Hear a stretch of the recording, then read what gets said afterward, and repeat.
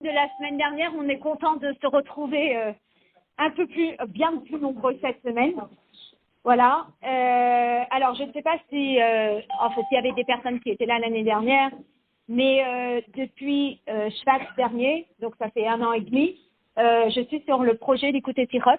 Donc, ce projet, c'est un projet international où toute la série des 39 tomes de l'Écouter Sirot a été divisée en 8 années. Et chaque semaine, on étudie 2 sirotes. Donc, en général, je choisis une des 2 pour participer dans le projet.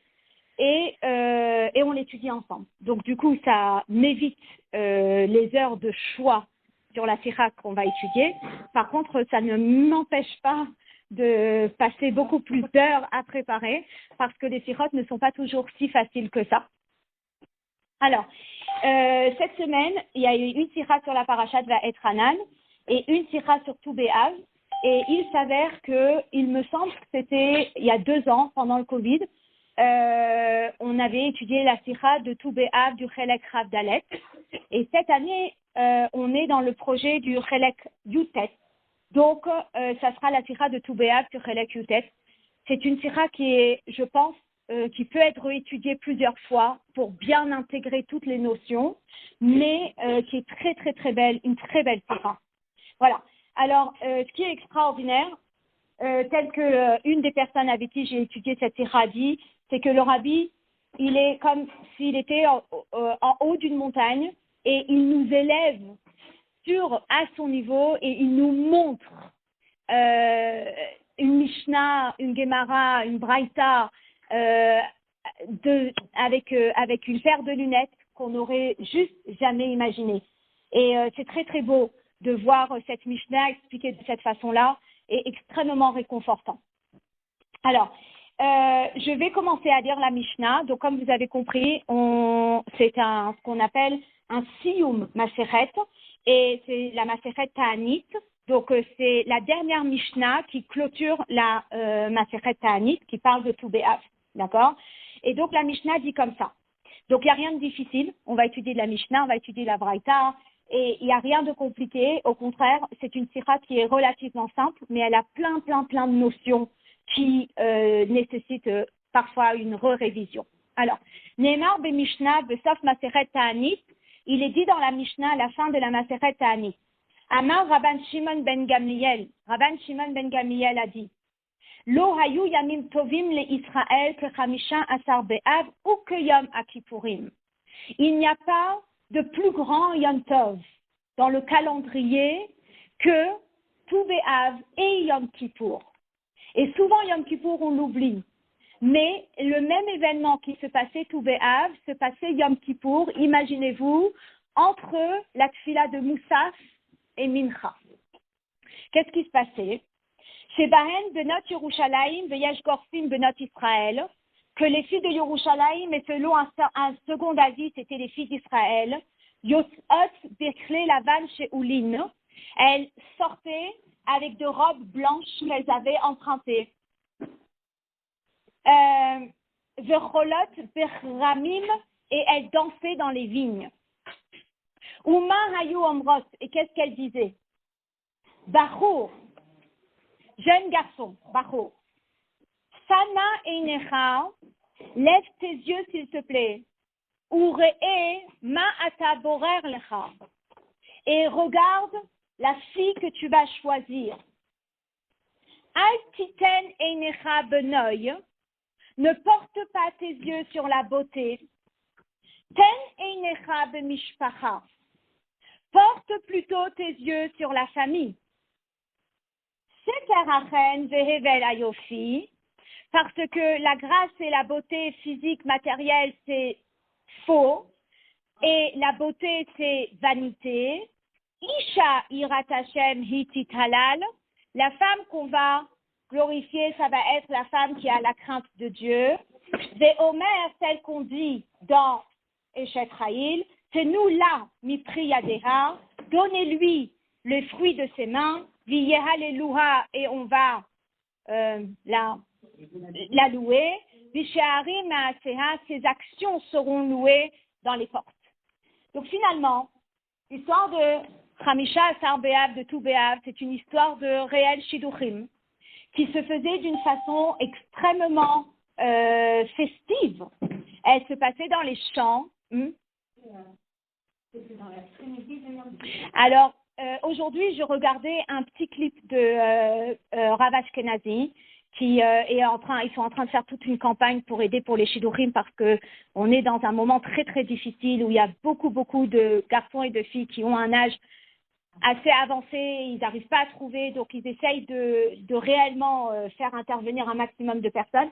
Et il racontait que c'était pas juste des jeunes filles qui trouvaient facilement et des garçons facilement, mais apparemment c'était des filles qui avaient déjà un âge plus avancé, qui avaient du mal à trouver. Et donc les Chachamim, ils avaient mis en place cette notion de rencontre et on va en parler tout à l'heure. Et donc il racontait que c'était au moment le plus, on va dire le plus intense de Yom Kippour, on se prépare à la tfila de Neila. Et à la place de rester à la choule et à la place de prier, eh bien, on allait dans les champs. Et c'est là où il y avait cette rencontre qui se faisait entre les garçons et les filles. Et avec, on va dire, un dialogue très, très fort que le Rabbi va expliquer de façon très, très longue dans cette ira. Alors, pas très longue, on va dire. C'est pas spécialement long, mais c'est réellement, il prend le temps de l'expliquer.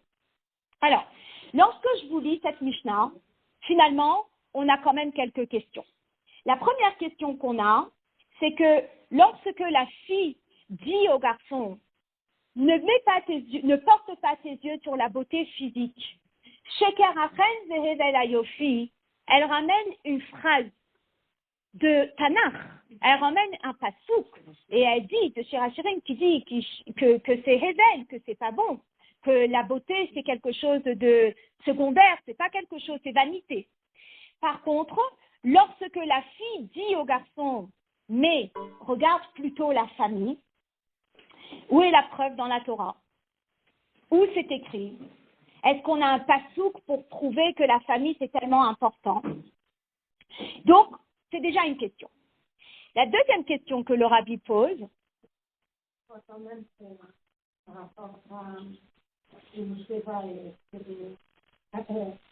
David? Non.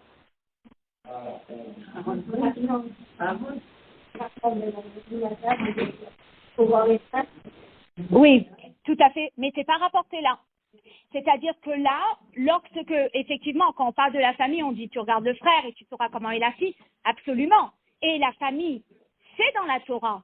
La seule chose, c'est que dans le dialogue de la fille avec le garçon, elle rapporte une phrase et une preuve pour la beauté, mais elle ne rapporte pas de phrase et de preuve pour le dirous, pour la mishpacha, pour la famille. Donc le Rabbi pose la question pourquoi. Et la deuxième chose, et la dernière, la deuxième question, c'est que lorsqu'on lit cette Mishnah, il semblerait que toutes les filles de Yerushalayim, elles disent la même chose aux garçons. Comme il est dit dans la Mishnah, Shebahen benot Yerushalayim yotzot, Uma hayu omrot, et qu'est-ce qu'elles disaient? Ça veut dire que toutes les filles, elles disaient la même chose, et toutes les filles disaient, ne regarde pas la beauté, et toutes les filles disaient, regarde la famille. Et le Rabbi s'arrête là-dessus. Et il dit, et qu'est-ce qui se passait s'il y avait une fille qui n'avait pas de Yirous? Dans le clan Israël, il n'y a pas toutes les filles qui ont cette qualité d'avoir une mishpacha, comme le Rabbi va l'expliquer plus tard. Et donc, comment se fait-il que dans la Mishnah, il est écrit que toutes les filles, elles disaient, regarde plutôt la mishpacha que la beauté. Donc, si vous voulez, le Rabbi va appuyer cet argument en apportant la suite de la Gemara. Donc, dans la Gemara, on cite la Mishnah. Après la Gemara, elle discute cette Mishnah. Et après la Gemara, elle cite une Braïta. Maintenant, j'ai enfin compris ce que c'est une Braïta. Une Braïta, c'est un enseignement des Tanaïm, donc des maîtres de la Mishnah. La seule chose, c'est que ça n'a pas été intégré dans la Mishnah. Donc, toutes les parties que les Tanaïm nous ont enseignées, mais qui n'ont pas été intégrées dans la Mishnah, ont parfois été intégrées dans la Gemara sous le nom de Braïta. Donc, Braïta, ça veut dire extérieur. Extérieur. D'accord, merci. Donc, Braïta veut dire extérieur. Donc, à la suite donc, de cette Gemara, il y a cette Braïta qui est citée. Maintenant, que dit la Braïta? La Braïta, elle détaille notre histoire. Donc, on se remet dans le contexte. Les filles, le jour de Tou B'Av et de Yom Kippour, elles vont dans les champs et elles s'adressent aux garçons. Oui, c'est ce que dit la Mishnah. Ah non, je l'ai dit tout à l'heure, c'était entre Moussaf et Mincha. Non, c'était le jour de Yom Kippour. C'était à deux occasions. Voilà. Et donc, qu'est-ce que nous dit la Braïta? Alors évidemment, la Braïta, elle va dire la même chose, formulée un peu différemment. Et qu'est-ce que va dire la Braïta? La Braïta, elle va dire Yafiafiot shebahen, les jolies filles, ma hayu amrot. Qu'est-ce qu'elle disait? Elle disait Tenu einechem le yofi, portez vos yeux sur la beauté. Mais yuchasot, celle qui avait une famille prestigieuse, ma hayu amrot, qu'est-ce qu'elle disait? Tenu einechem le mishpacha, portez vos yeux sur ma famille. Et mechoarot, les filles qui étaient laides, et on va le mettre entre guillemets, ma hayu amrot, qu'est-ce qu'elle disait? Keru mekachechem le shem shamaim, prenez-moi le shem shamaim. Quand on lit cette braïta, qu'est-ce qu'on voit? On voit que pas toutes les filles n'avaient la possibilité de parler de leur famille. Et donc, soit elles étaient dans la première catégorie de jolies filles, soit elles étaient dans la dernière catégorie de filles qui n'avaient ni la beauté ni la famille. Et donc, finalement, le rabbi, il s'appuie sur cette braïta pour poser sa question et dire comment se fait-il que dans la Mishnah, toutes les filles parlent de leur famille, alors que concrètement, pas toutes les filles avaient cette chance et cette possibilité de parler de leur famille. Alors, comment est-ce qu'on peut expliquer ça? Ok. Une fois qu'on a compris qu'il y avait une Mishnah qui parle de ce sujet d'une certaine façon, et on a la Braïta qui parle de ce sujet d'une autre façon, eh bien, finalement, on essaye de comprendre. Alors, on a les Mefarshim, on a les commentateurs qui disent qu'en réalité, les trois catégories de jeunes filles dont on a parlé dans la Braïta, elles sont en allusion dans la Mishnah. Et comment on les retrouve en allusion dans la Mishnah? Elles disent comme ça. Barou, jeune garçon, Sana Enecha, lève tes yeux. À partir du moment où je vous dis, regarde, automatiquement, je ne vous demande pas de faire autre chose. Regarde. Donc, automatiquement, qu'est-ce qu'elle lui demande de faire? Elle lui demande de regarder sa beauté. Donc, Sana Enecha, c'est une allusion à la première catégorie des filles qui étaient belles. Après, vient la deuxième catégorie de filles.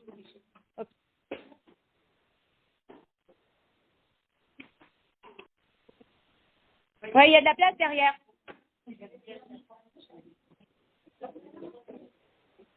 On va pas parler par rapport à la semaine dernière. Même derrière, après, on a de la place.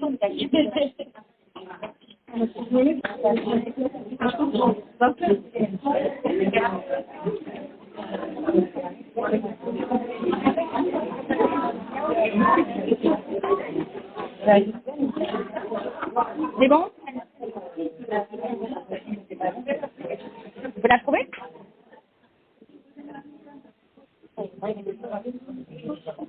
Après, on s'est continué. Elles ont retrouvé. Donc, on disait que la Mishnah et la Braïta, elles disent la même chose. La seule chose, c'est que c'est formulé un peu différemment. Donc, la Mishnah, selon les Mefarshim, elle a en allusion ces trois catégories de filles. Que lorsque la fille a dit Sana Enecha, lève tes yeux, eh bien, ça veut dire qu'elle lui dit regarde. Et donc, elle est en train de faire référence à sa beauté physique. Après, vient la deuxième catégorie de filles qui dit Aïtiten Enecha Venoy. Ne regarde pas la beauté. Tenenecha b'mishpacha. Regarde plutôt la famille. Donc, c'est une allusion à la deuxième catégorie de filles qui parle de la famille. Et après vient la troisième catégorie. Et c'est quoi la troisième catégorie? Qui dit Sheker achen vehevel ayofi, tout ça c'est vanité. Isha yirat Hashem vititalal. Le ikar et le principal, c'est d'avoir de belles valeurs, c'est d'avoir irat shamaim, c'est d'avoir la crainte de Dieu. Ni la beauté c'est important, ni la famille c'est important. Irat shamaim c'est le principal. Irat shamaim. Irat Hashem. Ah, et après on va voir. Après on va voir que ça rejoint Irat Shamaim. Donc finalement, lorsqu'on regarde ce Mefaresh, il semble être très, on va dire, il semble être cohérent, où il y a vraiment un lien entre la Mishnah et la Braïta. La seule chose, c'est que ce n'est pas trop dans la nature de la Mishnah et de la Braïta d'être configuré de cette façon-là.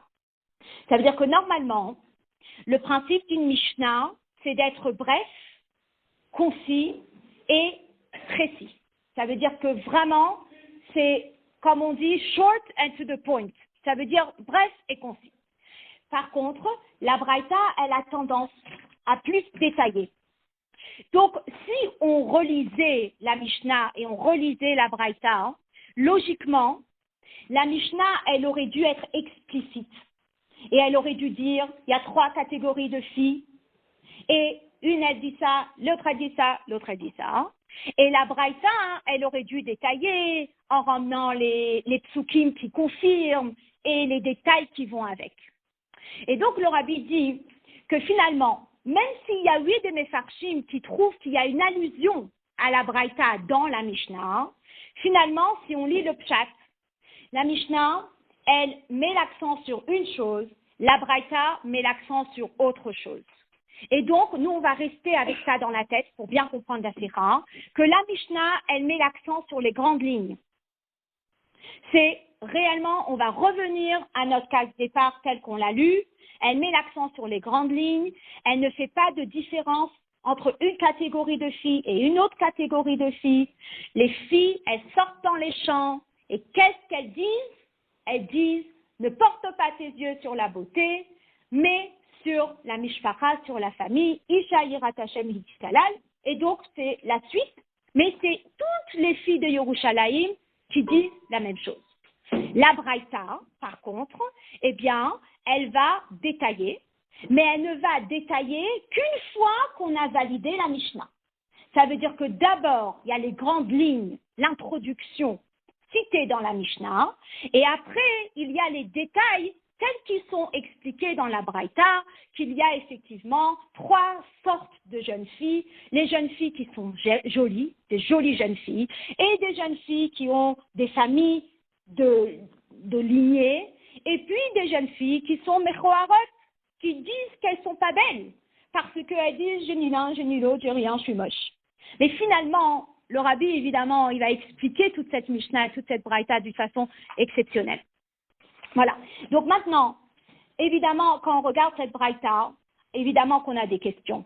Et je suis sûre que quand je vous lis cette Braïta et que je vois des sourires, quelque part, la première question qui nous saute à l'œil, c'est vraiment, c'est quoi cette histoire d'une fille qui vient parler de sa beauté à un garçon? On est réellement dans une situation de Torah, de Kedusha. Depuis quand est-ce qu'on est en train de dire elle est belle, elle est pas belle? Ça doit pas être du tout des critères d'une personne. Alors je disais que cette sira, elle a été dite il y a combien d'années? En Tashin Lamed He. Tashin Lamed He, ça fait presque 50 ans. Finalement, je pense que cette sira, elle est encore plus d'actualité qu'elle n'était à l'époque. Mais si déjà à l'époque, la beauté, c'était pas un critère, eh bien, même aujourd'hui, la beauté n'est pas un critère. Et comment se fait-il que ces jeunes filles, elles arrivent, les yatiatiyot, et elles disent, regarde ma beauté? Ça veut dire quoi? Comment est-ce qu'on peut expliquer ça? Et la deuxième question qu'on a sur la Braïta, c'est quel est le lien entre le fait que les filles qui sont laides, qui se trouvent moches, et avec le fait qu'elles disent aux garçons « Prends-moi les Shem Shamaïm ». Pourquoi spécialement pour cette catégorie-là, on parle de « Marie-moi les Shem Shamaïm ». Alors finalement, le rabbi, il va rentrer dans une explication qui n'est pas difficile, qui est très très jolie, mais avant de rentrer dans cette explication, eh bien, il va enrichir ce sujet en clôturant cette Gemara. Et après qu'on ait eu la Mishnah et qu'on ait eu la Braïta, eh bien, il y a ce qu'on appelle un Mahamar. Alors, un Mahamar, c'est une phrase qui a été dite par un maître de la Gemara. Et ce maître s'appelle Oula de Bira. Alors, Oula, c'est son prénom. Et Bira, c'est le nom de la ville où il habitait. Et Oula de Bira a dit cette phrase au nom de Rabbi Elazar. Et qu'est-ce qu'il a dit? Il a dit c'est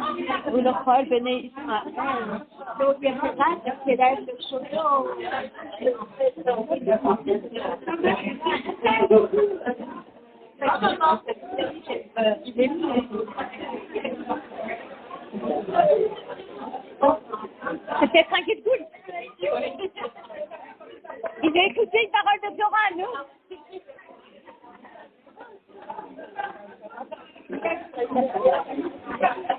C'est un Gilgoul? C'est comme Gilgoul?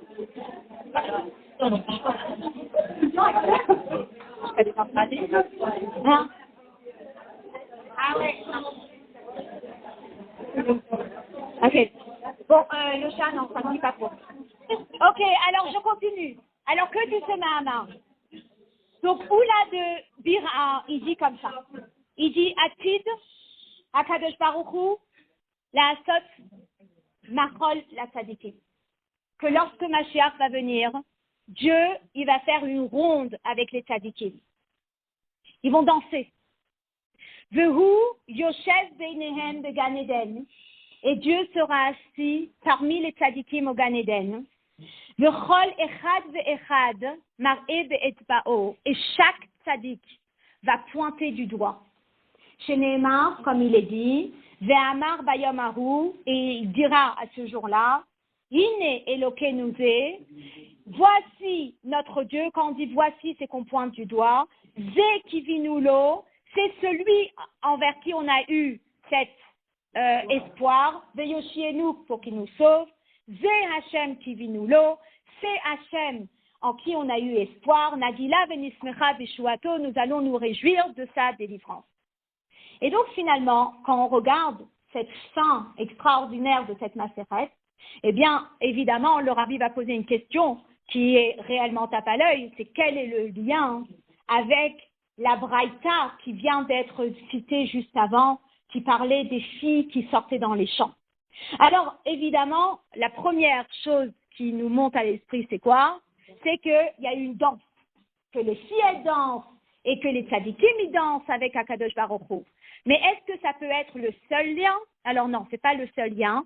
Et le rabbi il va faire un lien extraordinaire entre toute cette braïta et la dernière partie de cette maseret, où on parle d'Akadosh Baruch Hu avec les tzadikim qui vont danser.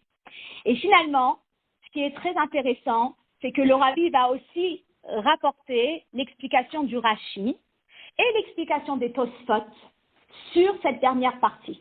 Alors, vous savez que dans la Gemara, eh bien, chaque partie est expliquée par Rashi, par les Tosfot qui sont les petits-fils de Rashi. Et c'est très intéressant comment chacun a expliqué cette phrase de la Gemara. Il y a, pour faire bref, Rashi, ce qu'il dit tout simplement, c'est qu'il dit Mar'e be'etba'o, que les tzadikim vont montrer du doigt, et il dit Ve'omer. Et les tzadikim vont pas seulement montrer Dieu du doigt, mais ils vont aussi proclamer la grandeur de Dieu en disant ah, c'est Hachem en qui on a eu espoir, c'est Hachem qui nous a sauvés, et c'est vers Hachem pour qui on va se réjouir. Donc si vous voulez, selon Rashi, c'est pas juste qu'ils vont pointer du doigt, c'est-à-dire que la lumière de Dieu elle sera tellement intense qu'on va pouvoir la voir et la pointer du doigt, mais selon Rashi, ils vont même le dire. Alors que selon les Tosfot, eh bien, ils vont juste pointer du doigt Et les Tosfot rapportent une phrase de la Torah qui le dit, qui l'annonce, qui nous dit ce qui va se passer quand Mashiach va venir, où on va pouvoir pointer du doigt et dire « Zé Hachem », c'est Dieu en qui on a eu espoir, c'est Dieu qui nous a sauvés, et c'est pour cette occasion-là qu'on va se réjouir. Alors finalement, vous allez me dire, ça fait quoi comme différence si on dit quelque chose ou si on ne dit pas quelque chose? Et comment se fait-il que Rashi, il voit les choses d'une certaine façon et les Tosfot, ils voient les choses d'une autre façon? Bon, finalement, une fois qu'on a réellement décortiqué la Mishnah, la Braïta et le Mahamar de Oula Bira, eh bien, on va pouvoir commencer à expliquer cette histoire des filles qui sortaient dans les champs. Alors, effectivement, c'est une histoire qui nous intrigue parce que on a rarement entendu parler de telles rencontres. Ce qui veut dire que dans la Torah, c'est pas de cette façon-là que les choses se passaient de base. C'est-à-dire que là, on était, d'après ce que j'ai compris, dans une situation où il fallait absolument faire bouger les choses. Et donc, on faisait en sorte que les filles et les garçons se retrouvent et que les filles, elles disent ces choses-là pour pouvoir donner un maximum de chance à ce que leur shidur puisse passer correctement. Alors finalement, quand on regarde dans cette histoire, évidemment, il va falloir que nous, on change de paire de lunettes. Parce que nous vivons en 2022, on vit dans un monde qui n'est pas très propre. Et forcément, on a tout le monde extérieur qui est malheureusement, qui nous a touchés. Donc forcément, on va être surpris de certaines choses que quelqu'un qui n'est que dans la Kedusha, il n'est pas surpris. Donc déjà, on retire le fait qu'il n'y a rien de négatif dans cette histoire, parce que c'est une histoire de la Torah, et parce que c'est Kadosh, et parce que c'est mais vraiment une ultime Kedusha, à tel point qu'en plein Yom Kippour, les filles et les garçons se retrouvaient dans les champs pour trouver le Khatan qu'il leur fallait. Mais maintenant, une fois qu'on a ça, eh bien, évidemment que tout ce dont nous allons parler aujourd'hui, c'est dans l'esprit de la Torah. Il n'y a rien qui va sortir de l'esprit de la Torah, de l'esprit de la Kedusha. Donc, le premier exemple qu'on va donner, ça va être l'exemple de la première catégorie de filles. Qu'est-ce que dit la première catégorie de filles? Elle dit, Yafiot, les filles qui étaient jolies, elle disait, Tenu enechem le yofi, levez les yeux et regardez notre beauté. On dit, c'est quoi cette phrase? Bien finalement, étant donné qu'on est dans un monde de Torah et qu'on est dans un monde de Kedusha, on est obligé de l'expliquer avec des lunettes de Torah et de Kedusha. Et donc comment on va expliquer ça? Eh bien, on va expliquer ça très simplement. C'est que, alors, il y a la fameuse phrase qui dit « tu es ce que tu manges ». Tu es ce que tu penses. Dans le sens que la beauté physique d'une personne révèle une beauté spirituelle. Ça veut dire que lorsqu'elle dit Yafiot, les filles qui sont belles, une beauté physique, c'est réellement le miroir de sa beauté spirituelle. Et on parle d'une beauté spirituelle dans la Torah, et d'ailleurs c'est longuement expliqué à la fin du Perek Bet de Tanya, où on explique toute cette notion que lorsqu'on fait descendre une Neshama sur terre, eh bien la Kedusha que le couple a eu à ce moment-là fait en sorte que les outils qu'on donne à l'enfant pour sa vie de Torah et Mitzvot soient des outils tout beaux et tout raffinés. Donc si cet enfant, il a un Rouhani qui est tout beau et tout raffiné, automatiquement, ça va se révéler, ça va se traduire par une beauté physique et matérielle. Donc, la fille, quand elle arrive et elle dit « porte tes yeux sur ma beauté », elle n'est pas en train de parler de sa beauté grossière, matérielle, elle est en train de parler sur sa beauté et sa finesse spirituelle qui finit par s'exprimer aussi matériellement. Donc, on regarde et on se dit que finalement, tout ce dont nous allons parler dans cette sikha, qui va expliquer la Mishnah, qui va expliquer la Braïta, qui va expliquer tout ça, finalement, ce ne sont que des choses dans un esprit de Kedusha et dans un esprit de Torah. Et finalement, la fille, eh bien, elle a besoin de se donner toutes les chances pour se marier. Vous savez, c'est comme une fille qui part en shidour, on lui dit habille-toi bien. On dit ah mais il n'y a pas besoin de regarder comment je suis habillée. Il y a un minimum, on doit faire un kéli pour que ça marche. Donc, le minimum pour faire un kéli pour que ça marche, eh bien, elle devait dire certaines choses. Elle devait réellement montrer leur qualité. Ok. Alors finalement, eh bien, si on avait à mettre les qualités d'une personne, vous savez, quand on parle de shidduchim, que ce soit des shidduchim pour nous, que ce soit des shidduchim pour les autres, moi j'ai encore gardé mes carnets de shidduchim des enfants, parce que je me dis que si je peux aider une autre maman qui a un garçon qui doit se marier, je lui donne les noms et en même temps j'ai toutes les informations. Alors dans les informations, on a quoi? Eh bien, on a tout le côté rouhani, tout le côté spirituel, après on a tout le côté comportement, et après on a tout le côté caractère, et c'est comme ça, c'est des listes pour essayer de comprendre si ça peut être un match. Donc forcément, on ne peut pas juste dire c'est une fille, c'est un garçon, on a besoin de voir des qualités. Effectivement, il y a des qualités. Donc dans les qualités, le rabbi va nous expliquer qu'il y a deux sortes de qualités. Il y a une sorte de qualité qui ressort de la Mishnah, et il y a une autre sorte de qualité qui ressort de la Braïta. Alors, c'est quoi ces sortes de qualités? La première sorte de qualité, c'est une qualité qui est propre à toutes les filles de Yerushalayim. Toutes les filles de Yerushalayim, peu importe qui elles sont, peu importe leur famille, peu importe leur vie et leur comportement et rien, peu importe qui elles ont une qualité. Et cette qualité, elle est tellement exceptionnelle qu'elles ne l'ont pas seulement pour elles-mêmes, mais elles vont la transmettre de génération en génération. Je regarde, je me dis, c'est quoi cette qualité?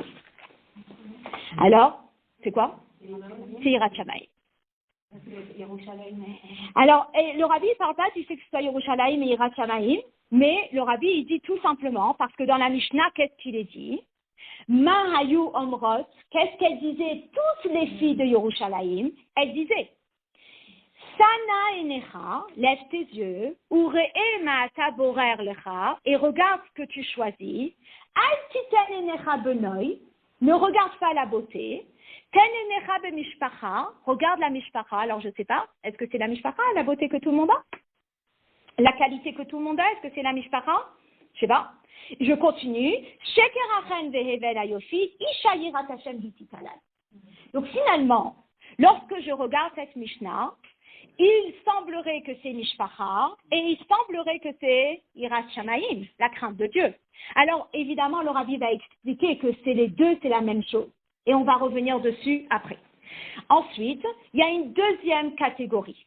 D'accord? Alors vous savez, évidemment, alors moi je parle pas quand je me suis mariée parce que j'étais très jeune, donc je pense pas que j'étais que je réalisais un petit peu ce qu'on cherche. Et quand on cherche un shidduch, que ce soit pour soi si on est déjà assez mûr, ou que ce soit pour nos enfants, ou que ce soit pour des amis, la première grande ligne qu'on retrouve dans les sirot, c'est quoi? C'est Yirat Shamayim. Arrête de regarder ce détail, arrête de regarder ce détail. Si la personne elle a Yirat Shamayim, c'est le ikar, c'est le principal. Alors après on dit alors quoi? Il n'y a plus de shidduchim. Je prends ce nom, je fais match, marié, et on y va. Alors après, on a la Braïta. Et qu'est-ce que dit la Braïta? La Braïta, elle dit qu'il y a 8 des qualités qui sont propres à chaque fille. Ça veut dire que les qualités de l'une ne sont pas les qualités de l'autre, qui ne sont pas les qualités de l'autre. Chacune a ses qualités qui lui sont propres. Et là-dessus, eh bien, la Braïta, elle a divisé en 3 catégories, les Yafiafiot, les Meyuchasot et les Mechouarot. Et là-dessus, on va revenir tout à l'heure. Donc, finalement, c'est très clair. Non. On a la Mishnah. J'arrive. Je vais la répéter. Les mots en hébreu. Oui, ils sont en hébreu. Donc. Alors, c'est toujours les mêmes. C'est les belles, celles qui ont une famille et celles qui sont moins belles. Voilà, c'est toujours les mêmes. C'est pour ça que je me suis permise de les répéter en hébreu. Voilà. Alors, finalement, c'est très clair. La Mishnah, c'est ce qui est précis et c'est ce qui est concis. C'est les grandes lignes. Donc, effectivement, c'est la qualité que toutes les jeunes filles ont. C'est Yirat Shamayim. Et ensuite, la Braïta, qui est plus détaillée, elle fait référence aux qualités qui sont plus précises, aux qualités qui sont propres à chacune. Ok. Maintenant, le rabbi pose une question qui, je ne sais pas, peut-être que vous y avez réfléchi, mais qui dit Ma vadaout bechar shekol bat Yerushalayim shayechet le soub shel isha yirat Hashem. Je lis la question en hébreu parce qu'elle est très forte cette question. Une fois, j'ai entendu cette histoire. Il me semble que c'était la femme de Rav Reifer qui est rentrée en Yechidout chez le Rabbi dans leurs premières années de Shlichut Akfar Chabad. Et le Rabbi il a posé la question et il lui a demandé est-ce que les femmes elles ont Yirat Shamayim à Kfar Chabad? Alors, est-ce que les femmes elles ont la crainte de Dieu à Kfar Chabad? Maintenant, vous imaginez c'est quoi cette question? Alors, la femme de Rav Reifer qui était très jeune et qui, je pense, à n'importe quel âge n'aurait pas pu répondre à cette question, elle dit mais comment je suis censée répondre à cette question? Et le Rabbi dit la tsniout c'est Yirat Shamayim. Et finalement, le Rabbi pose la question ici et il dit que toutes les filles de Yerushalayim arrivaient dans les champs et disaient qu'elles avaient Yirat Shamayim, qu'elles avaient la crainte de Dieu. Alors le Rabbi il dit d'où on avait la certitude que toutes les filles elles avaient Yirat Shamayim, que toutes les filles elles avaient la crainte de Dieu. Et c'est là où la grande révélation de cette sikha qui est juste extraordinaire, comme j'ai dit, et à travers les sikhot vraiment Ashreinu, on a un rabbi qui était un vrai rabbi Lévi Yitzhak de Berditchev. Toujours en train de chercher le point positif de chaque individu sans mentir. Et c'est extraordinaire. Qu'est-ce qu'il dit? Il reprend la Mishnah. Et qu'est-ce que dit la Mishnah? La Mishnah a dit Sa na enecha. Tu me regardes maintenant et peut-être que je ne te donne pas l'impression d'avoir Yirat Shamayim. Alors je te demande, s'il te plaît, de Sana Enecha, de lever ton regard un peu plus haut et de t'attarder plus sur le shoresh et sur le makor de ma personne, sur la source de ma personne. Peut-être que quand tu me vois maintenant, extérieurement, je ne te donne pas l'impression d'avoir cette Yirat Shamayim que je viens de prononcer, mais Sana Enecha, regarde-moi dans le fond, regarde mon potentiel, regarde cette force de mishpacha que j'ai en moi. Et c'est ça qu'elle dit, la fille. Elle dit, Ten Enecha be mishpacha. Regarde ma famille. Maintenant, d'où chez moi, c'est qui sa famille? Eh bien, on a tous la même famille. C'est pas l'histoire, mon père, ma mère, mon grand-père, mon arrière-grand-père. C'est pas ça, mishpacha. Mishpacha, dit le Rabbi, il peut s'expliquer d'une façon bien plus large. Et c'est quoi? C'est que, et là encore une fois, je vais vous le lire parce que c'est très très fort, le Rabbi il dit, c'est Melamdeha, ce sont les enseignants de cette fille. Mechancheha, ce sont ceux qui lui ont donné le chinour. Ce sont ceux qui lui ont apporté son éducation. Horim shel Talmid. Ce sont les parents de cet enfant. Et peut-être que c'est pas son père biologique et sa mère biologique, mais peut-être que ce sont d'autres personnes qui lui ont apporté quelque chose.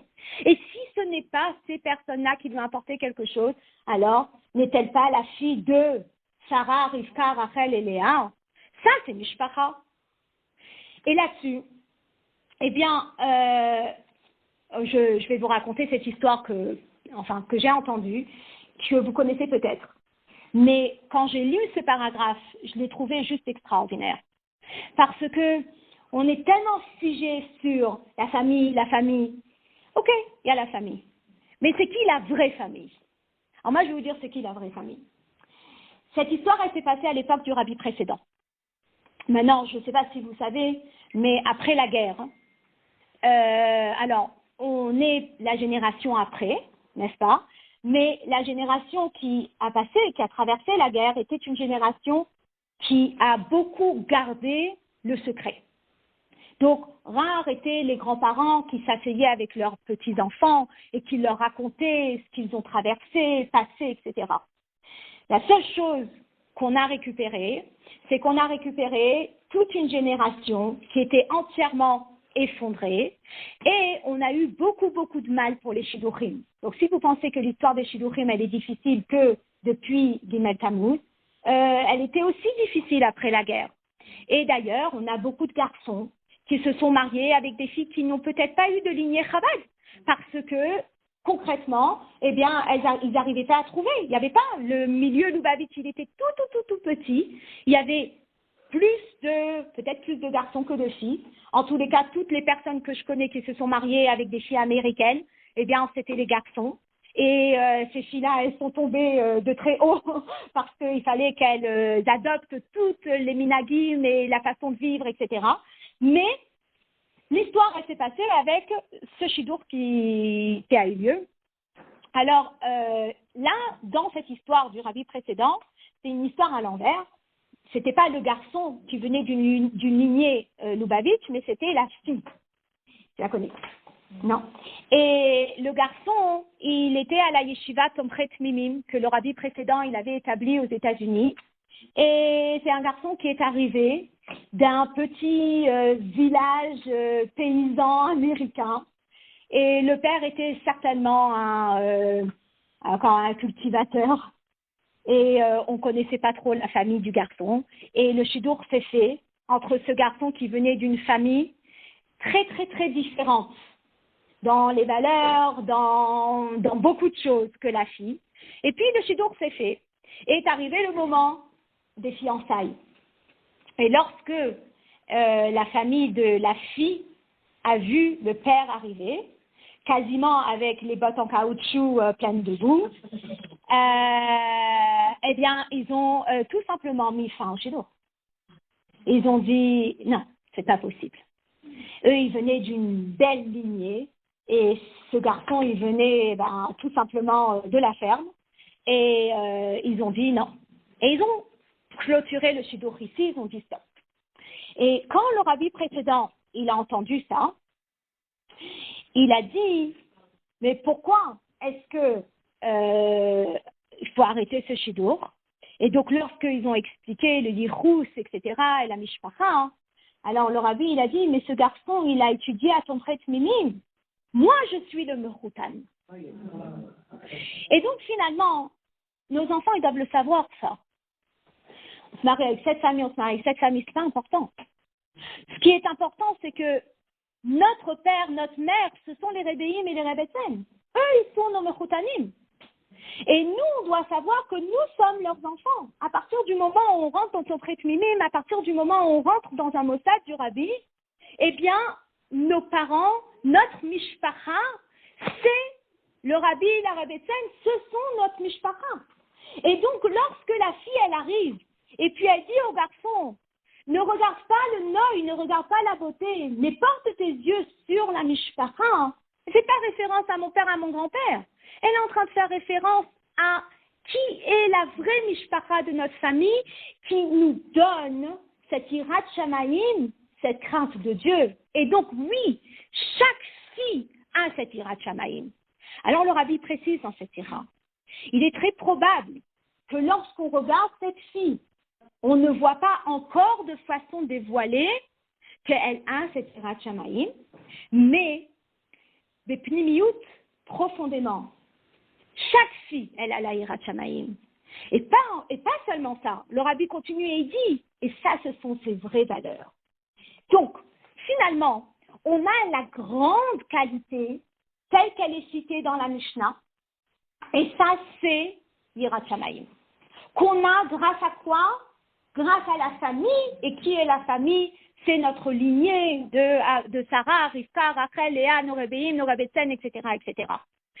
Nos Mechamchim, tout ce qui nous a construit, ça c'est notre mishpacha, ça c'est notre famille. Après, eh bien, on a nos ma'alot, on a nos qualités. Le rabbi ne demande pas de mettre des croix sur nos qualités, chaque personne a ses qualités. Et oui, il faut les avancer, les qualités. Une qualité est une qualité, c'est important. Maintenant, le rabbi dit que cette grande qualité de hirat shamaim, elle prime sur les autres qualités dont va parler la Braïta. Une fois que on a la bonne perception des choses, on arrête de regarder, elle est grande, elle est petite, elle est grosse, elle est maigre, elle est blonde, elle est brune, elle a les yeux bleus, elle a les yeux verts. Enfin, aujourd'hui, on entend de tout. Ça veut dire, hey, la taille, t'es sûre cette taille, c'est comme ça, et pas cette taille, c'est comme ça. Finalement, à partir du moment où déjà notre première paire de lunettes est bonne, à ce moment-là, on la garde.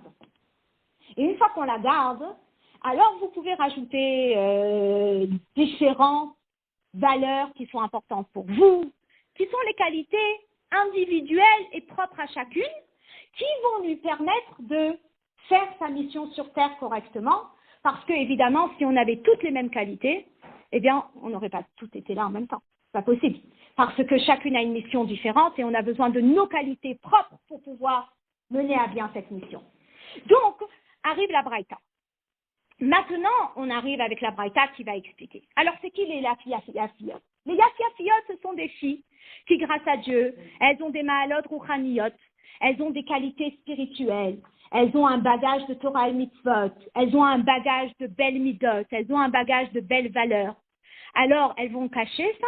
Elles vont pas le cacher. Elles vont dire aux garçons que nous et Necham le Yofi. Oui, il y a des qualités, et ces qualités, c'est un plus pour pouvoir avancer. Et après, il y a une deuxième catégorie de filles.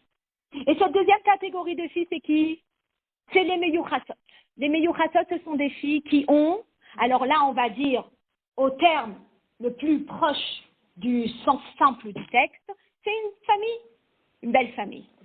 Mon père, mon grand-père, la lignée de la famille dont on descend. Est-ce que c'est important le yichus? C'est important le yichus. Il faut s'y tenir. Ça veut dire, comme on dit, au jour d'aujourd'hui, on ne va pas demander qui était ton père et ton grand-père. On va plutôt demander qui va être ton fils et ton petit-fils. Donc, on est plutôt axé sur la prochaine génération, plutôt que de dire et mon père et mon grand-père. Mais, effectivement, dans la Torah, le yichus a un poids. Donc, si une fille, elle a un yichus, si une fille, elle vient d'une lignée qui était particulièrement prestigieuse, alors à ce moment-là, elle ne va pas cacher cette qualité. Et oui, elle peut avancer cette qualité et dire qu'à part toute cette notion de Yirat Shamayim, il y a aussi, grâce à Dieu, des valeurs. Pourquoi c'est important de le dire? Vous savez pourquoi c'est important de le dire? C'est parce que il arrive parfois qu'une personne elle-même n'a pas ces qualités. Ça veut dire que dans Torah et Mitzvot, c'est un petit peu tangent, c'est pas, comme on dit, le plus beau, le plus brillant, etc. Elle arrive vers le garçon et elle dit, ok, peut-être que moi, quand tu me vois extérieurement, c'est peut-être pas exactement ce que tu attendais, mais sache que il y a des valeurs de famille qui sont là. Et donc, aujourd'hui, peut-être qu'elles n'ont pas été intégrées dans mon quotidien et dans mes valeurs propres, mais il y a toujours ce potentiel qui peut un jour rejaillir. Donc, oui, tu peux avancer cette qualité de yichus de mishpacha. Mais après, arrive la troisième catégorie. Et qu'est-ce que c'est cette troisième catégorie? Alors, vous savez, cette troisième catégorie, elle me rappelle vraiment une histoire de mon Talmud Torah. Talmud Torah, on démarre l'année, on est dans les fêtes de Tishri, on part de la fête de Sukkot et on part des Arba Minim. Alors, on est là avec des tout petits enfants de Talmud Torah qui ont choisi de se réveiller tôt le matin pour venir étudier. Et je leur parle du Etrog qui symbolise ce juif, et je leur parle du Lulav qui symbolise ce juif. Donc le Etrog, c'est celui qui fait Torah et Mitzvot. Et le Lulav, c'est que Torah. Et après, il y a les Hadashim qui sont que Mitzvot. Et après, je dis à Ravat, et il y a un petit qui me dit, ah mais ça c'est moi. Et moi je suis là, et je dis, oh mais non, regarde, toutes les mitzvot que tu as fait, tu es venu au Talmud Torah, et t'as mis la kippa, et t'as mis la tzedaka, et t'as mis ton tzitzit, et t'as fait ta tfila, et t'as étudié. Et je lui cite, je ne sais combien de mitzvot qu'il a faites en l'espace d'une heure, et il me dit, ah mais ça c'est moi. Et finalement, il y a quelque chose de très fort. Personne n'a donné cette étiquette à cette jeune fille. Personne n'a dit, elle est mechoeret, elle est pas belle. Qui a dit ça? C'est elle. Donc, qu'est-ce qui se passe avec cette fille? Eh bien, cette fille, elle est là, elle a découvert la Torah, elle a découvert les mitzvot, comme nous tous. Parce que finalement, on est tous mechoar à un certain moment de notre vie. Quand on apprend quelque chose de nouveau et on se sent tout petit, on sent qu'on n'a pas fait ça comme il faut, on sent qu'on n'a pas fait ça comme il faut, et on se sent un peu ridicule, et on se dit, mais qui on est? Mais finalement, cette personne, elle est là, et elle se dit, je ne suis pas une yafiatique, je ne peux pas me vanter pour mes belles actions, je ne suis pas une meyoucheset, ma famille, elle ne connaissait pas Torah et Mitzvot, elle n'avait pas été mise sur ce chemin, et c'est comme ça qu'Hachem avait fait descendre ma neshama. Et maintenant, à l'âge de 40 ans, 50 ans, je découvre. Et je me sens mechoeret. Je me sens rien. Qu'est-ce que je vais dire au garçon? Je vais lui dire je suis rien. Alors, j'arrive et je lui dis que Roum et Karechem le Shum Shamaim. Prends-moi pour ce que je suis. Et rien que prends-moi pour ce que je suis. Ne me prends pas pour cette qualité et ne me prends pas pour cette qualité. Et le rabbi dit que ça, c'est la plus belle qualité que la fille, elle peut avoir. Parce que finalement, quel est le ressenti de cette fille? Ou de cette... Eh bien, elle est entièrement amère. Elle a un ressenti de mériroute. Elle est amère. Elle a un ressenti de Kabbalah Tol. Elle a un ressenti, tout le ressenti qu'on aimerait tellement avoir, elle l'a. Ça veut dire qu'elle est prise par un ressenti, ou qu'est-ce qui est en train de ressortir chez elle? C'est la Bat Israël en elle qui est en train de ressortir. C'est sa Neshama qui est en train de ressortir. C'est sa Yirat Shamayim qui est en train de ressortir. Et elle arrive et elle dit, prends-moi pour ce que je suis. Ne me prends pas pour mes qualités. Ne me prends pas pour ma famille. Prends-moi pour ce que je suis. Je veux avancer dans Torah Mitzvot. Finalement, c'est une qualité qui est extraordinaire. Et finalement, ces trois catégories de filles, on les a toutes. C'est pas qu'il y a trois catégories de filles. On a des aspects de notre vie où on est yafiafite, on fait des belles choses. Et on a des aspects de notre vie où on peut vanter notre mishpacha. Et on a des aspects de notre vie où on est mechoar. Et finalement, quand on entend ces trois catégories de filles, on se dit qu'on peut toujours grandir et évoluer. Et on ne doit jamais se sentir satisfait du niveau auquel nous sommes. Mais il y a une grande ligne, et la colonne vertébrale, c'est quoi? C'est la phrase de Benot Yerushalayim qui est la mishpacha à terme très élargi et cette notion de Yirat Shamayim. Voilà. Une fois qu'on a compris ça, qu'est-ce qui se passe avec ces jeunes filles? Ces jeunes filles sont très différentes. Et ces jeunes filles, tout en étant si différentes, elles se retrouvent toutes dans le même champ, à partager leurs vêtements. Non, vous savez ce que ça veut dire partager les vêtements. Je vais emprunter la robe d'un tel et la robe d'un tel. Ça veut dire que je ne mets plus en avant ma carte bleue, je ne mets plus en avant mon goût, et je ne mets plus en avant mon style, et je ne mets plus rien en avant. Mais je vais aller prendre la robe blanche d'une jeune fille que je ne connais peut-être pas, ou qui a peut-être pas les mêmes valeurs que moi, ou le même style, ou le même goût. Et je la mets sur moi. Et après, je me retrouve avec toutes ces jeunes filles qui sont départagées en trois catégories tellement différentes. Et on se met à danser. Et on se met à danser toutes ensemble. C'est quoi la définition de danser toutes ensemble? La définition de danser toutes ensemble, c'est que quelque part, vous allez me dire, eh bien, c'est un signe de hartout, c'est un signe de shalom, tel que la phrase dit, Tsena ureena de notre Sion, de Melech Shlomo. Sortez et voyez les filles de Sion, le roi Shlomo. Quoi, les filles de Sion, elles sont sorties pour voir le roi Shlomo. On dit le roi Shlomo fait référence à Kadosh Baruch Hu. Et ça fait référence à Kadosh Baruch Hu, Bemelech Shehashalom Shelo. C'est Kadosh Baruch Hu qui inspire cette shalom, qui inspire cette paix. Et la question va être, comme on a vu la semaine dernière, est-ce que pour faire la paix, je dois m'effacer? Vous savez, le couple qui est en train de se disputer, je dois céder. Donc si tu cèdes, qu'est-ce qui va se passer? Ça veut dire que ton avis, ton goût, ton point de vue, ils vont rien. Tu l'écrases. Donc c'est comme on a vu la semaine dernière. Si tu as envie qu'il y ait une fusion entre le feu et l'eau, qu'est-ce qui va se passer? Eh bien, il y a un qui va disparaître. Donc si c'est le feu qui décide de céder, l'eau va éteindre le feu. Si c'est l'eau qui décide de céder, alors l'eau va être évaporée. Mais si tu mets les deux ensemble, ça ne peut pas marcher. Donc finalement, ce qui se passe ici, c'est qu'on prend trois groupes de filles qui sont tellement différentes les unes des autres. Il y a les yafiafiyot, et il y a les meyuchatot, et il y a les mechoharot. Donc toutes ces filles-là, on les prend et elles dansent toutes ensemble.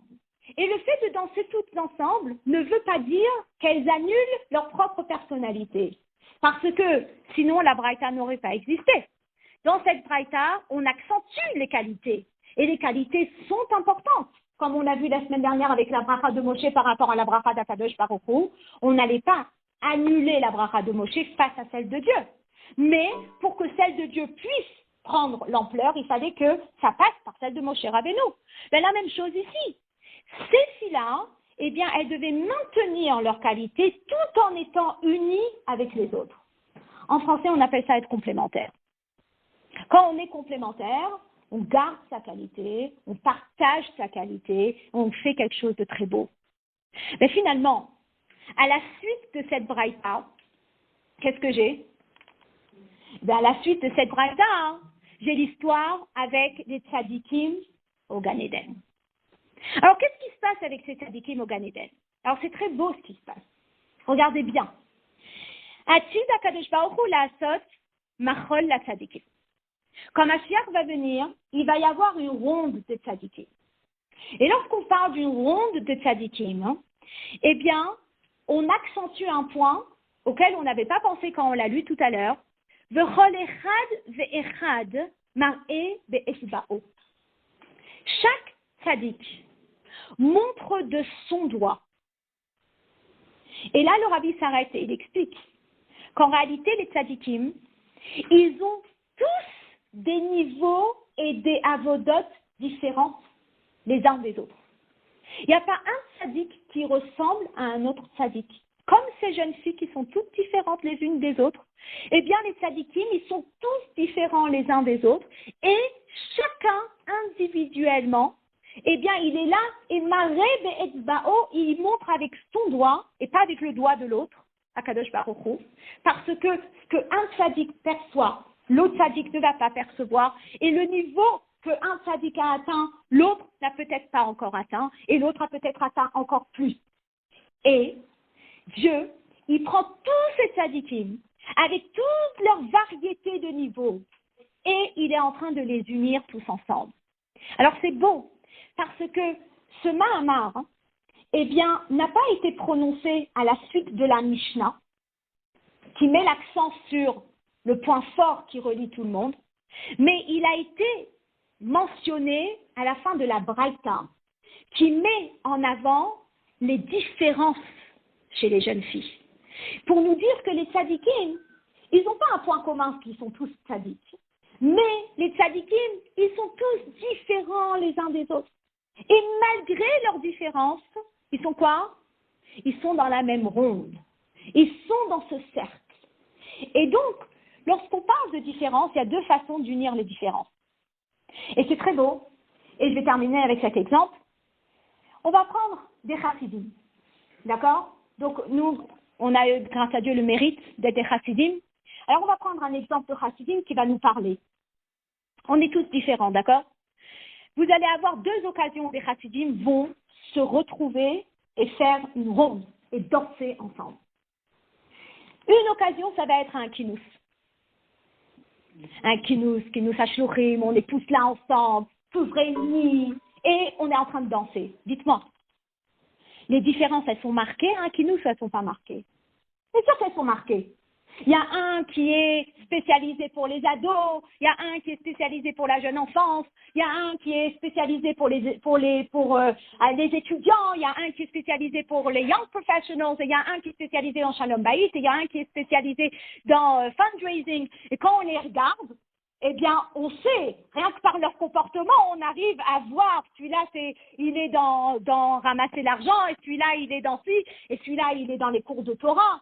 Ils spécialisent tous dans un domaine, quelque part, et ils ont tous leur identité très différente et très prononcée, l'un comme l'autre. Enfin, c'est pas du tout pareil, c'est, voilà, dans leur shlichut, etc. Alors, qu'est-ce qui se passe quand ils se mettent tous dans la même ronde? Est-ce que ça veut dire qu'ils doivent annuler leur propre qualité? Non, ils n'annulent pas leur propre qualité, mais ils s'unissent avec leur qualité. Alors, pourquoi j'ai donné l'exemple d'un kinous? C'est parce que, malgré les différences, ils peuvent être unis. Pourquoi? Malgré les différents membres de mon corps, ils sont unis dans un même corps. Mais ma main reste une main, et ma main gauche reste une main gauche, et mon œil droit va rester un œil droit, et mon œil gauche va rester un œil gauche, et mon pied va rester un pied. Mais ils sont tous unis. Donc, qu'est-ce qui se passe avec les membres de mon corps? Et qu'est-ce qui se passe avec ce beau kinous hashluchim? Qu'est-ce qui se passe? C'est que ve'amar. Chacun va apporter à l'autre. Il y a un qui est très bon dans ramasser de l'argent, il va apporter ses conseils à celui qui s'occupe de la jeune enfance, et la jeune enfance, il va apporter ses conseils à celui qui fait des Gan Israël, et celui qui fait des Gan Israël, il va apporter ses conseils à l'autre. Donc finalement, ce qui va se passer, il va y avoir un partage de qualité qui va faire en sorte qu'on va se retrouver tous unis. Ça, c'est une façon de s'unir, en maintenant nos différences. Après, il y a une autre façon de s'unir, qui est le marol, le cercle à l'infini. Comme on dit que, vous savez que le jour d'un mariage, on danse. Et il y a un inyan de danser en cercle. Parce que toute la notion du cercle symbolise spirituellement la notion de Ein Sof, la lumière infinie de Dieu qui descend le jour du mariage. Eh bien, on nous dit qu'il y a une autre façon d'unir des personnes malgré leurs différences. Et là, ça va être, vous projetez, allez, 30 ans en arrière, quand on est tous au 770 et on est tous en train de danser un Simchat Torah. Qu'est-ce qui se passe à ce moment-là? On n'a pas annulé notre personnalité. Les personnes que je vois assises ici et toutes les personnes plus âgées derrière le rabbi, vous avez Rabbi Elkan qui est juste devant et vous avez les petits-enfants qui sont juste à droite et vous avez tous les bachourines qui sont serrés. Chacun a gardé son identité et chacun a gardé sa qualité et chacun a gardé qui il était. Et malgré ça, on était tous sous les ailes du rabbi et on avait une union qui a juste touché l'infini, tout en maintenant nos qualités. Et ça, c'est ce fameux cercle, et c'est cette fameuse ronde que vont faire les tzadikim. Et Akadosh Baruch Hu, il est Betocham, Akadosh Baruch Hu, il est avec eux, et il va y avoir cette union malgré les différences. Donc finalement, le rabbi, il rapporte, enfin, il termine que cette sira, avec toute la notion de hardout, avec toute la notion de union, et que qu'on puisse très rapidement, comme on dit, finir avec cette grosse épreuve des Shidduchim, que toutes les personnes qui ont besoin de se marier trouvent facilement leur khatan, leur kala, et que finalement on puisse retrouver cette dernière ronde avec le rabbi et Akadosh Baruch Hu et tous les tzadikim. Voilà. Ah ouais, on voyage.